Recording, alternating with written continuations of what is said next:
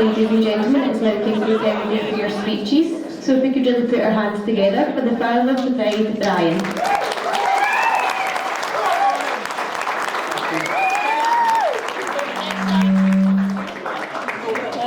Stand up. Right, I don't know if I'll get through this or not, but we'll try. Am I behind the speaker? Is that what it is? Okay. Well, as father of the bride, and unaccustomed as I am to public speaking, let me say a few words about Niriana and give some advice to Stewart as well. And I guess, you know, it's every parent's dream that their children will grow up to be happy and get married and settle down. And it's a proud moment in a parent's life to see their sons and daughters find someone they love and have a good life together. And today I'm a proud dad, and Deirdre is a proud mum. And it is just after a year to the date that Stewart stood outside a hotel in Aviemore and gave me my place as a dad and asked me if he could marry Niriana. You know, Stewart, I really appreciated that traditional time-old sentiment, because youngsters these days, they probably just announce what they want to do, but I appreciate, Stewart, you asking, and the nerves that must have built up as we had that meal that day and you needed to choose your time. And you know, you shouldn't have been nervous. You shouldn't have been, because this pair have been together one way or another for years, and they've made it for each other. They really are. Stewart is Niri's Mr. Right, and she is his Mrs. Always Right. Now, we can only see the outer sides of a relationship. You know, marriage is a very inward relationship that we shouldn't be and we aren't invited into. But Stewart and Niriana will make their way in life, and now with that closer bond that no one should stand between. And today I stand here on behalf of another two who couldn't make it today. Niri's birth mum and dad, Amanda and Robert. You know, Niri, perhaps you won't recall too much about them, but I know in my heart that they would be proud of you and Stewart this day. And when she came to live with us, she was always able to compartmentalise things in life. And one evening we were heading down for Largs to a firework display, and she looked up and she saw stars, two that were brighter ones, and she said that they were mum and dad looking down on her. You know, I know Robert would be over the moon today, sweetheart.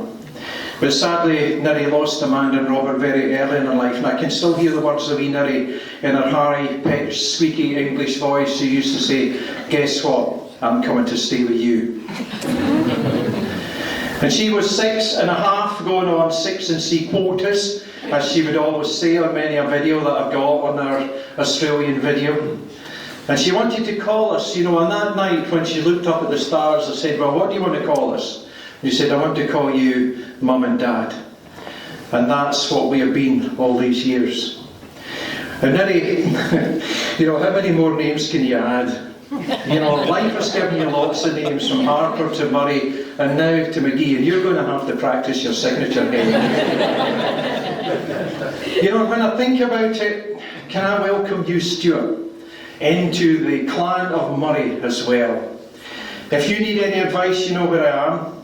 But my immediate advice when living with Niri, and I'm sure you already know, is to count to 10 quite loud. Now, I'm not really here to do a speech on the whole life of Niri. Quite a number of us watched her grow up, and we saw the bubbly, happy child. We saw the angst-ridden teenager, Kevin, if you know what I mean, those who have had teenagers. Maybe you've still got teenagers, and you know, fine if you can remember the show. And you know, through it all, Deirdre and I have tried to play our part well, and we now hand over the reins to you, Stewart. Thanks very much. But you know, we're always there for you too, and I'm sure many more of us all sitting here today are behind you as well. Anything you need, absolutely anything, except money.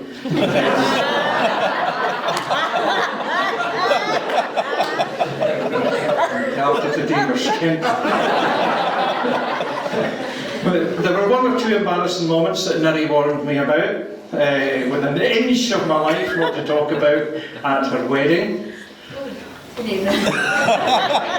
You know, the things that occur that makes you cringe, or you laugh out loud as the kids grow up. You know, the misdemeanours, the moments. Well, I honour your wishes, daughter, to keep them hidden today until I need to blackmail you in the future. You know, however, there were proud parent times.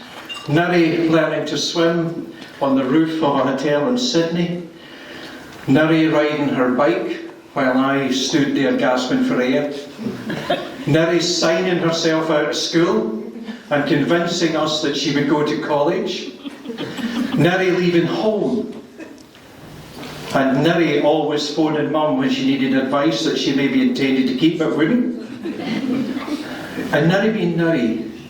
And as everyone is special to someone, Niri is always special to me.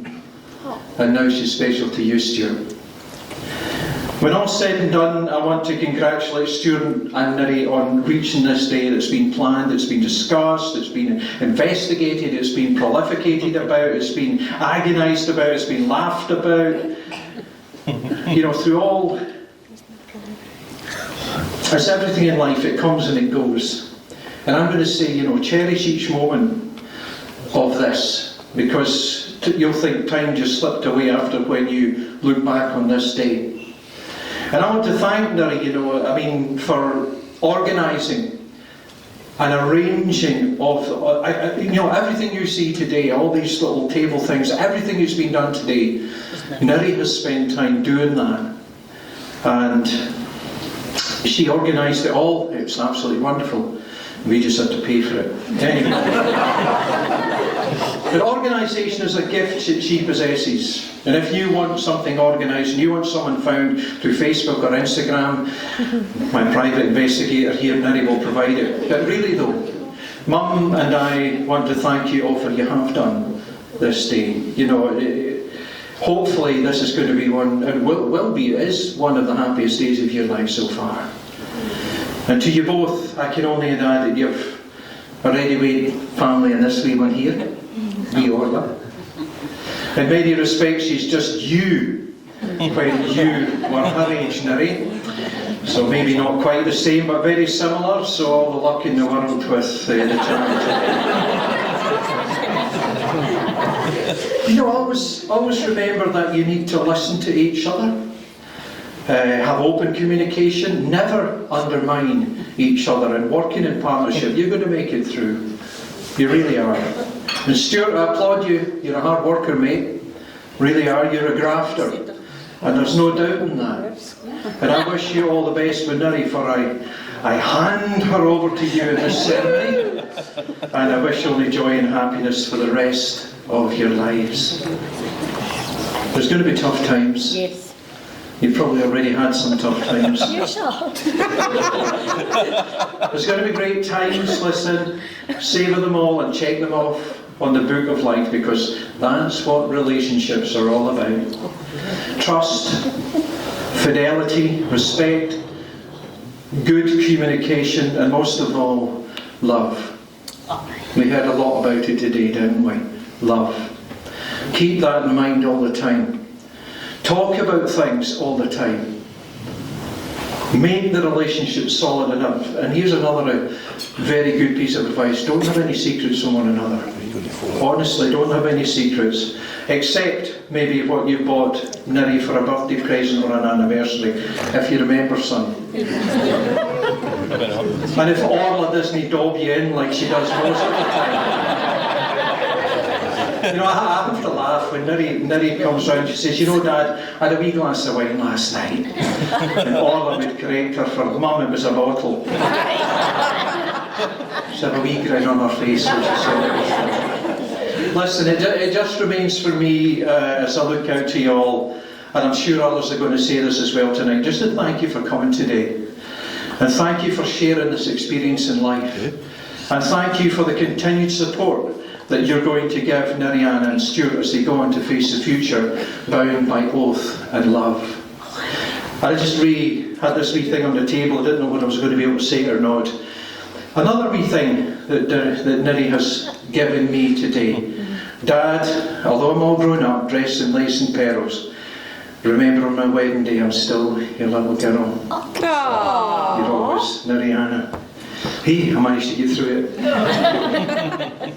And so I would ask you all to be upstanding if you're able, when you haven't had too much already. As I propose a toast as a happy couple to Niriana, the bride and groom, Niriana and Stewart. Thank you.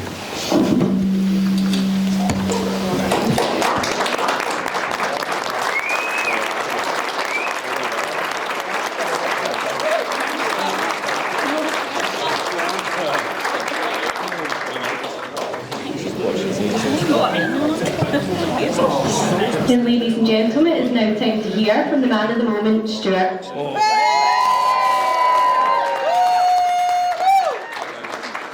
Hi guys, thanks very much. I thought you had this written. Definitely not written.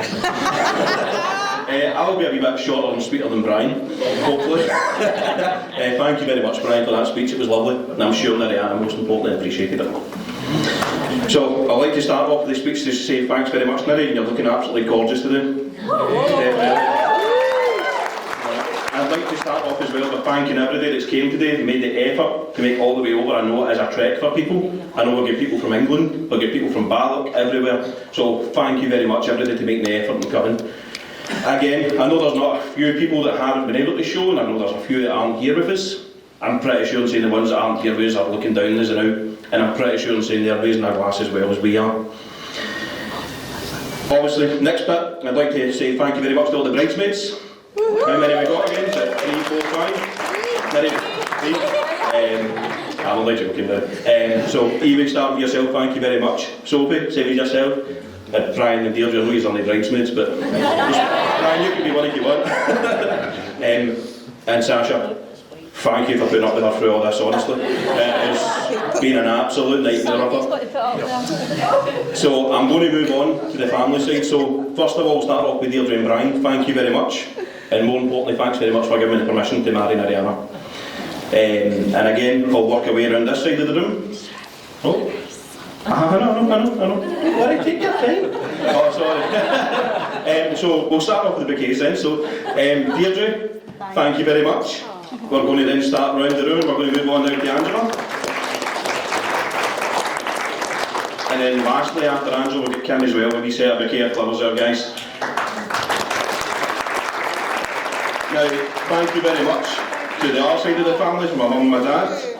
And their partners as well for making this day happy as well, but more importantly for Brian and Deirdre for contributing the biggest thing it's going to be in our lives, let's be perfectly honest, apart from Orla. Again, same as Daniel as well. I'm gutted he's not here, but things happen. Apart from that, guys, if you all want to raise your glasses, we're going to have a toast for the bridesmaids and the bride. And everybody want to have a stand up as well? That was my fault, guys. You can tell I'm winning this, can't you? Aye, Andy's definitely not getting his speech. Cheers, guys. Two bridesmaids. And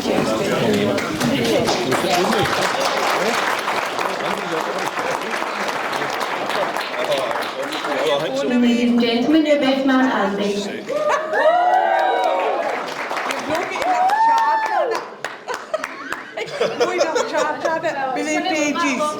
He's got about 10 pages. Since you never thanked me, you're fucked. Sorry, Andy.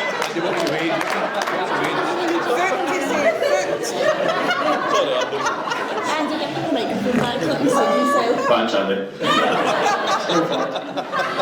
So, hello ladies and gentlemen. First of all, I'd love you to raise a toast to the lovely bride and groom, Stewart and Niriana. They have been tested, I've been there. Sometimes a few hurdles, but I generally do wish them all the happiness in the future. So, now that's the nice part over. So, listen, to be fair, I don't know why I was asked to be best man. Some of the things I've put them through, but here it goes. So, for those of you know Stewart, no, when he leaves Dumbarton he usually gets a nosebleed, so no really a travel. But Stewart was getting set a course for the work down to Doncaster. So that involved a flight and an overnight bag getting brought into the work. And Where's Bob? anybody knows, Bob, yes, don't worry. Stand up, Bob. Anybody knows bringing an overnight bag into work, that's his first mistake. So this was McGee's first time away in a plane, and both myself and the lovely Bob. Give us a wave now, Bob. So, I know he's all look at Bob and think, bar wouldn't melt, but 2 words, evil fucker. So, me and Bob got a hold of his bag, was didn't know, and decided we're going to give him some souvenirs for the trip. So, Bob gets a hold of his boxers and decides to cut the balls out of them. I get his socks, cut the toes out of them, get his toothbrush, burn all the bristles off it, and Bob gets a tyre iron and hides it in the bottom of the bag. So, to top it off, I go around every department, grab all the hole punches and stuff his clothes full of these wee hole punches. But luckily, before he got to the airport, he managed to find the tyre iron and the hole punches. But to his shock, when he arrived in Doncaster, he realised he had no boxers, no socks or a toothbrush. So, safe to say, he spent the trip with a draft up his balls and a breath up Doug's arse. And I don't think he's ever been in a plane since. Now, McGee was known in the workplace by quite a few nicknames. Winston, they still gave him because he's gammy legs. Uncle Fester for the Adams family. And the latter being Rab C. There's a picture. The resemblance.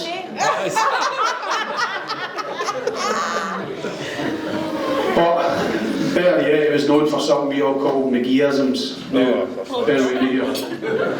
So these won't make any sense to any, but when I read them, they'll make perfect sense to him. So he would often come out with these daft sayings, and he would say to a couple of boys that had to get up smoking because in a coat they smoked like a fish.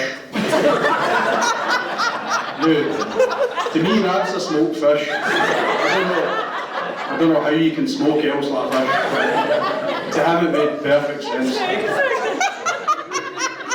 Then one night, just in the middle of a chat, he thought, I had such a good night's sleep last night that I slept like a hawk. Last picture. That's how a hawk sleeps. So, Niri, if you ever find him in the future, perched at the bottom of your bed, just leave him. Back the night's sleep. Just leave him alone.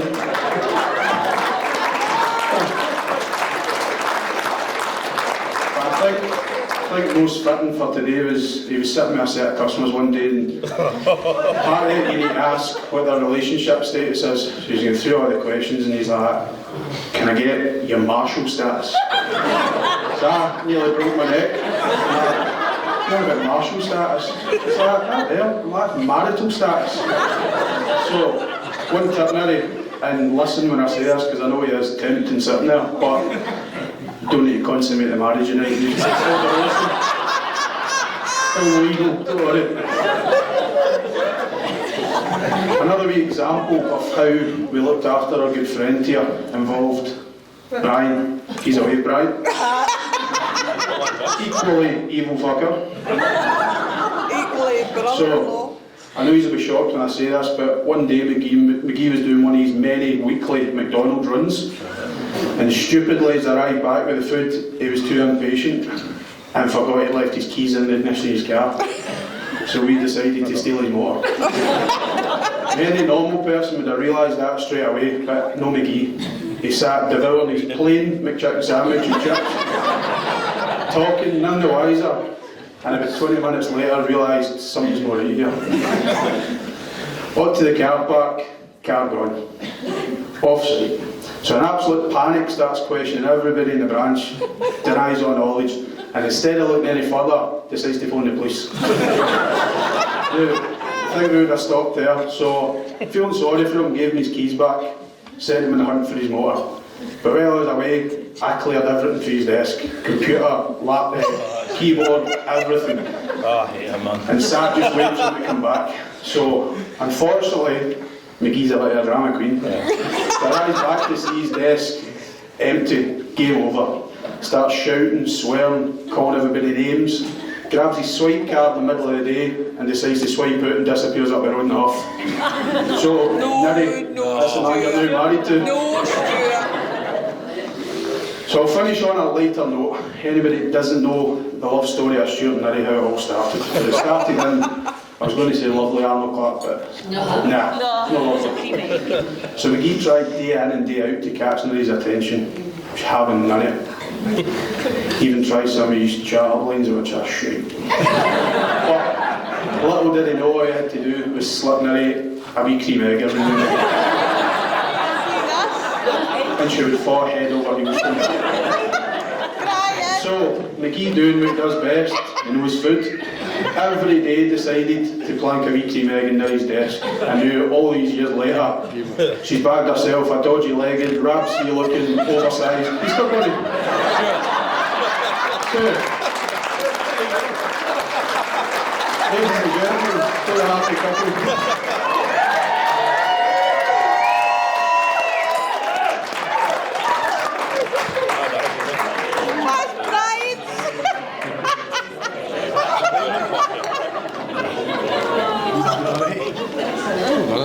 Another round of applause for the new Mr. and Mrs. McGee. Ladies and gentlemen, that concludes the speeches. I hope you all enjoy your meal. Thank you. That was actually quite good, that wasn't it? That was.